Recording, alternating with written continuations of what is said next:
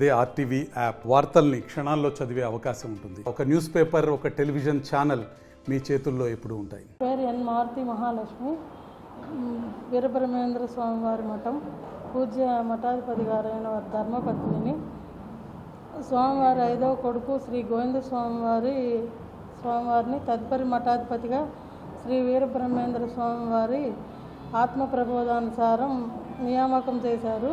ఇది గౌరవ హైకోర్టు నందు ఉంది కాబట్టి ధార్మిక పరిషత్తు పరిమిత అధికారాలతో ఫిట్ పర్సన్ని నియామకం చేశారు.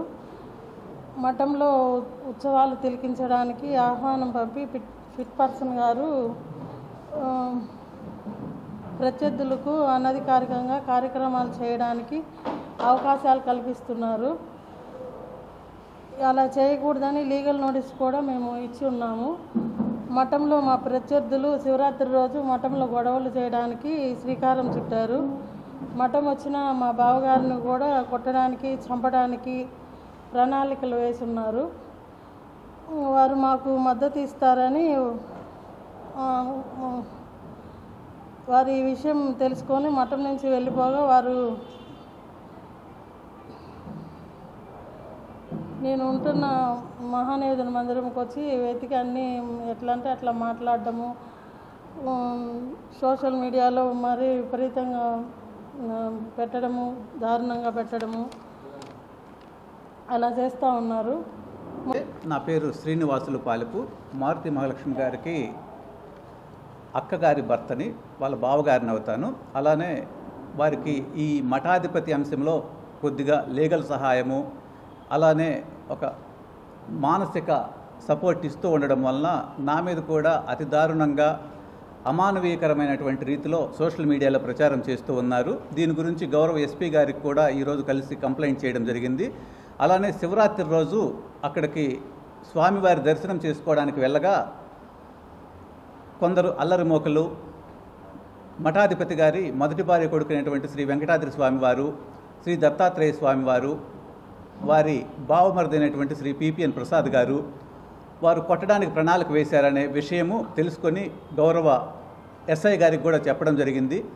గౌరవ ఎస్ఐ గారు ఈ అంశంలో మీకు ప్రస్తుతం నేను ఏ విధమైనటువంటి ప్రొటెక్షన్ క్రియేట్ చేయలేము అన్నారు.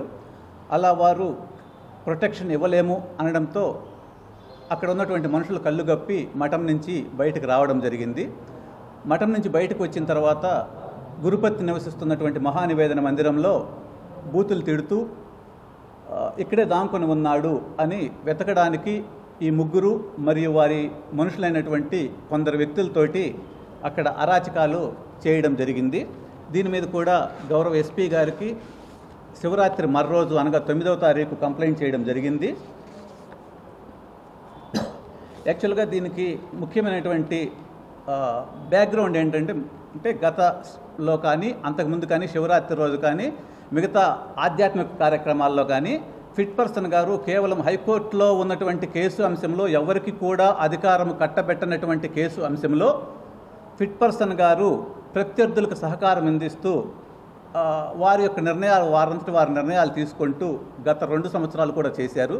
చేసినా కూడా అప్పుడు మాటపూర్వకంగా గురుపత్ని గారు ఇది పద్ధతి కాదండి, ఒకళ్ళకి అవకాశాలు ఇవ్వడం, కార్యక్రమాలు నిర్వహణ చేయడానికి అని చెప్పడం జరిగింది. ఈ సంవత్సరము లీగల్ నోటీసు ప్లస్ రాతపూర్వకంగా ఎవరికి కూడా ఇక్కడ అవకాశాలు కల్పించవద్దు, కేవలము మఠాధిపతి గారి ఎంపిక జరిగేంతవరకు కూడా కేవలము ఆధ్వర్యులు, పూజారులు మాత్రమే నిర్వహణ చేస్తారు అని రాతపూర్వకంగా ఇవ్వడంతో ఈ రాతపూర్వకంగా ప్లస్ లీగల్గా నోటీస్ ఇవ్వడం అనేది ప్రత్యర్థి. మరిన్ని వీడియోస్ కోసం ఛానల్ ని సబ్స్క్రైబ్ చేయండి, లేటెస్ట్ అప్డేట్స్ కోసం వాట్సాప్ ఛానల్ ని ఫాలో చేయండి అండ్ లింక్ డిస్క్రిప్షన్ లో ఉంది.